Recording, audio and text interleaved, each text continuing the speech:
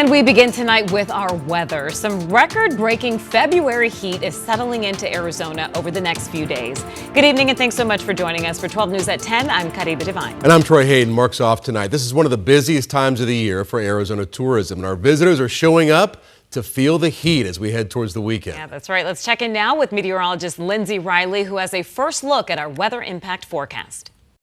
Temperatures clicking over to the 90s beginning on Friday, and record-setting temperatures between Friday and Monday here in Phoenix. The hottest days will be Friday and Saturday when our highs make it into the mid-90s, peaking at 95 degrees on Saturday, beating a previous record by 6. The heat will start to break by next Tuesday, but even that 84 on Tuesday, that's still over 10 degrees above the average. Now the high country also breaking a lot of records on Friday. Flagstaff making it up to 70 degrees. The average there right now is 47. And we're going to be beating a record there by 6 degrees on Friday. Prescott, as well as Show Low, Page, and Payson, all looking to break record highs on Friday afternoon. And for the high country, we are taking that heat into the weekend. 60s and a lot of 70s, sunny skies, great hiking weather with a slight downtick in our temperatures toward the middle of next week. All right, Lindsay, we'll see you in a few minutes. New details tonight in the investigation into Zips Sports Grill. Court documents reveal the chain's hiring manager is now changing his plea. He initially pled not guilty. Diego Gonzalez Rosales, accused of hiring employees using fake identities. He told federal investigators allegedly he knew that workers at Zips restaurants were using false information filling out their paperwork. And it comes after Homeland Security investigations raided over a dozen Zips locations across the valley last month. The federal agency has reported arresting more than 35 people as part of the operation. The executive board of the Arizona Interscholastic Association voted tonight to uphold a probation for the Coolidge Athletic Department. This comes after an investigation into harassment and discrimination at a basketball playoff game between Coolidge and Chenli this past Friday. The allegations include that players, staff, and even fans directed racial taunts and even spitting towards Chenli players after the game. The probation means that all Coolidge sports teams will be ineligible for playoff competition for the next year. Seems like common sense, but Tempe police is reminding people, turn off your car and lock it if you're going to get out and walk away. And it comes after this happened. Newly released video showing a person stealing an unlocked SUV at the Tempe Transit Center.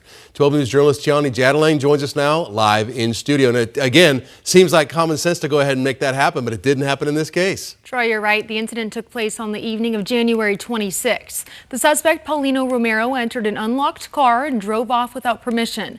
And tonight, police are releasing new video showing how it all went down. These are the moments Paulino Romero stepped inside of an unlocked Running Valley Metro van and drove off. It was just a few moments later when the Tempe Police Department received calls of an abandoned vehicle in a nearby apartment complex. People called that this car was just sitting there.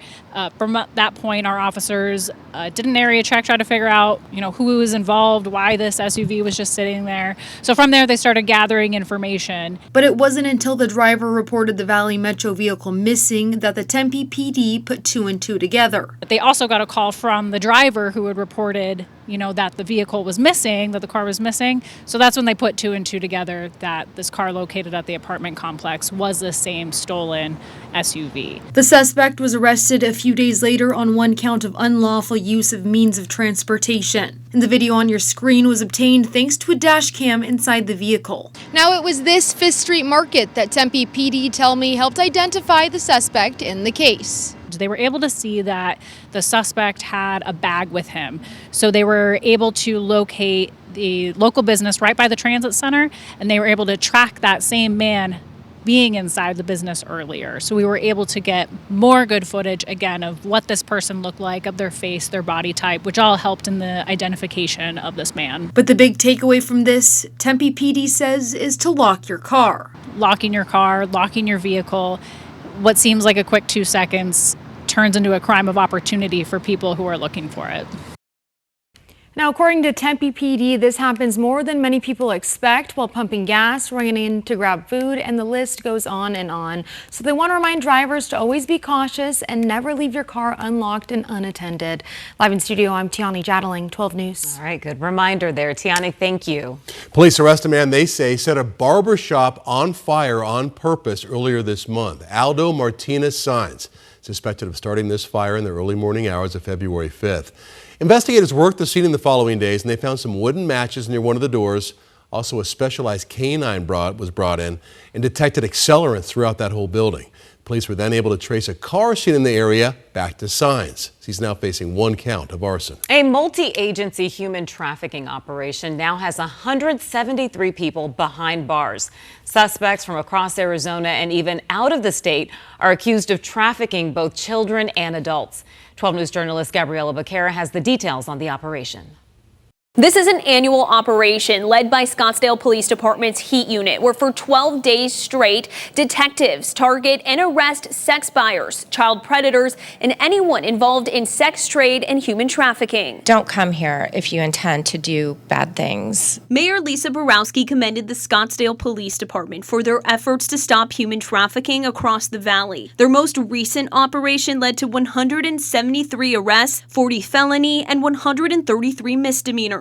Part of the operation involves undercover detectives posing as minors to catch predators trying to lure kids and teens. According to court records, one of the suspects identified in the operation is 27-year-old Charles Odell Pierce. A grand jury indicted him on several charges, including child sex trafficking, in which Pierce is accused of knowingly engaging in prostitution with the victim between the ages of 15 and 17 years old. Lieutenant Peter Michael with the Heat Unit says rescuing kids and teens from these situations is just the beginning of their work. It's the hardest types of cases, but it's some of the most rewarding cases we have. Scottsdale Police encourages anyone who sees something they think is off or could be human trafficking to immediately contact their authorities. In the newsroom, Gabriela Becerra, 12 News. Gabby, thank you. New at 10 o'clock, travelers returning to Phoenix from Puerto Vallarta after the killing of a notorious cartel leader triggered widespread violence there over the weekend and shut down travel. A lot of people were stuck there. 12 News journalist Maria Stobbs was at Sky Harbor Airport as they landed. For travelers returning from one of Mexico's most popular tourist destinations, some say their trip home this time around came with uncertainty and mixed feelings about future travel to Mexico. We're really happy to be on U.S. soil, by the way. We're just happy to be home. Nebraska residents Phil Gazelle and Janelle Kretz landed at Sky Harbor Thursday evening from Puerto Vallarta, 3 days after they were originally scheduled to return. 11 o'clock Monday morning, they canceled the flight. Flights were disrupted amid security concerns and operational delays after violence broke out, triggered by the killing of the country's most wanted cartel boss, known as El Mencho. American citizens were told to shelter in place, an order that has since been lifted. For Phil and Janelle, it wasn't the violence that worried them most. It was not knowing when or how they'd get home. Somebody else was in charge of my fate.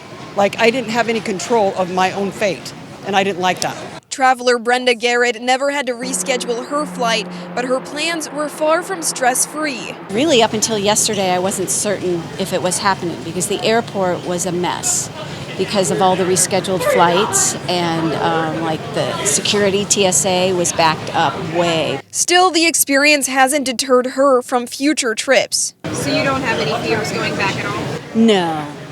But it has stopped her family. I had family cancel, I had friends cancel all over this, and we tried to reassure them that everything was okay, but they're fearful. And so are travelers like Phil and Janelle. It's a scary situation, and I don't think I'll ever go back to Mexico. You don't think you'll ever? I don't think I will. As of Thursday, the U.S. Department of State lists Mexico under a Level 2 travel advisory, which means travelers can still go to Mexico, but they should proceed with increased caution and still check their airlines for any updates or changes to their flights. Reporting from Sky Harbor, Maria Stobbs, 12 News. All right, Maria, thank you.